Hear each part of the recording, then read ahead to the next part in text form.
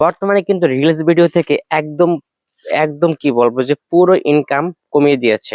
আগে যেখানে 1 million views হলে প্রায় $60 থেকে $70 ইনকাম হতো, সেখানে জাস্ট এখন ইনকাম হচ্ছে $5 থেকে $6। তাহলে বুঝেন যে কতটা ইনকাম কমিয়ে দিয়েছে। ফেসবুকের সেটা একটা মার্কেটিং পলিসি।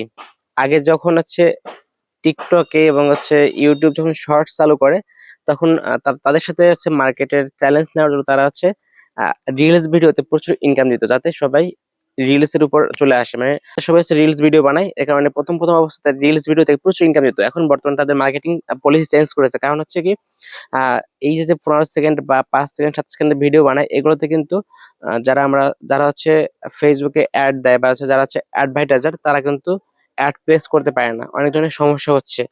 অনেকে আবার এই রিলস ভিডিওতে অ্যাড দিতে চায় না, যার ফলে হয় কি ফেসবুক কিন্তু অনেক লস যাচ্ছে।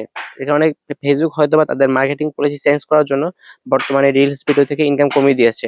হয়তোবা তারা আবার সেই আগের যে পজিশন, মানে হচ্ছে লং ভিডিও থেকে যে ইনকামের সিস্টেম ছিল ইনস্টিমেট, সেটাতে হয়তো বা আবার আগের মতো বেশি করে ইনকাম দেওয়া শুরু করবে হয়তো বা। আমি এখনো শিওর না, জাস্ট এটা বললাম যে এটা হতে পারে। ফেসবুকের যে আপডেট পলিসি, সেটাতে মনে হয় এরকম হতে পারে। তো এখন থেকে অবশ্যই কিন্তু সবাই লং ভিডিও দিবেন, কারণ একটা সময় হয়তো বা রিলস ভিডিও থেকে অনেক কম আর্নিং আসবে। কারণ যদি 1 মিলিয়ন ভিউজে জাস্ট $5-6 দেয়, তাহলে আসলে মানুষ আর ভিডিও বানাবে না। কারণ হচ্ছে কি, 1 মিলিয়ন ভিউজ বানাতে কিন্তু অনেক কষ্ট হয়। তাই সবাই চেষ্টা করবেন রিলস ভিডিও পাশাপাশি লং ভিডিও দেওয়ার জন্য। হয়তো একটা সময় লং ভিডিও থেকে কিন্তু ভালো একটা আর্নিং দিবে।